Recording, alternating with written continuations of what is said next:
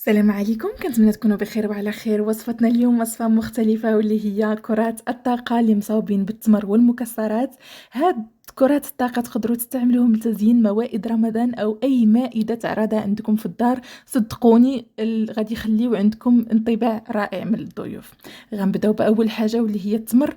غادي نديرو عليه شوية ديال الماء سخون باش يطلق لنا، وفي نفس الوقت غادي ندوزو باش غادي نطحنو المكسرات ديالنا. انا هنا اختاريت انني نخدم بهذا البروسيسور هذا. ثم تقدروا تخدموا باي حاجه عندكم متوفره في الدار. غادي نبدا انني غادي ندير شويه ديال الكاوكاو وغادي نزيد عليه النوازيت واللوز والزريعه.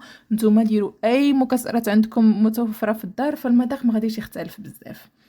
غادي نحاولوا نطحنوهم طحنا انه يولي ماشي دقيق، وانما يبقى فيه شويه ديال طريفات صغار كيف ما كتشوفوا هنايا.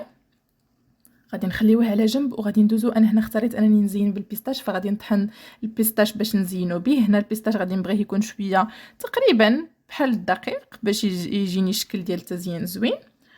وغادي ندوزو للتمر ديالنا اللي تطلق مده 15 دقيقه كيف ما قلت لكم. غادي نطحنوه بوحدو حتى يبدا يبان لنا بلي لصق في الجوانب مبقاش كيتطحن، وغادي نبداو نزيدو عليه شويه بشويه المكسرات ديالنا.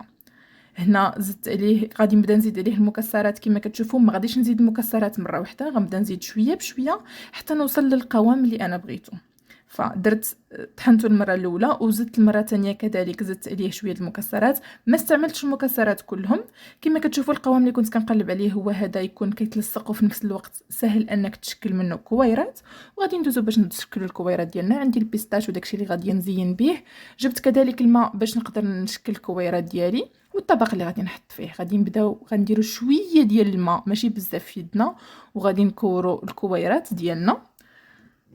اول شكل بغيت انا نزينو بالبيستاش كما كتشوفوا هنايا. كنحاول انني ندخل فيه هذاك البيستاش باش يبقى لاصق فيه، وغادي نحطو في الطبق.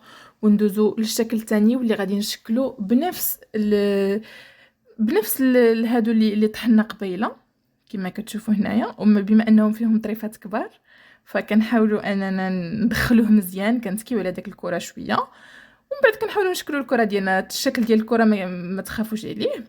والشكل الثالث غادي نشكلو بالشوكولا، بودره الشوكولا. انا عندي بودره الشوكولا ما فيهاش السكر، فحاولت انني نقلل من السكر لان التمر حلو ما بغيتش نزيد الحلاوه.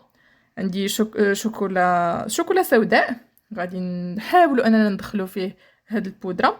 كما كتعرفوا الشوكولا ولا مثلا السكر كلاصي ولا اي حاجه مع الوقت كيبدا يطيح، فاحنا كنحاولوا نديروا واحد لاكوش كبيره ديال الشوكولا باش ما يطيحلناش في التقديم.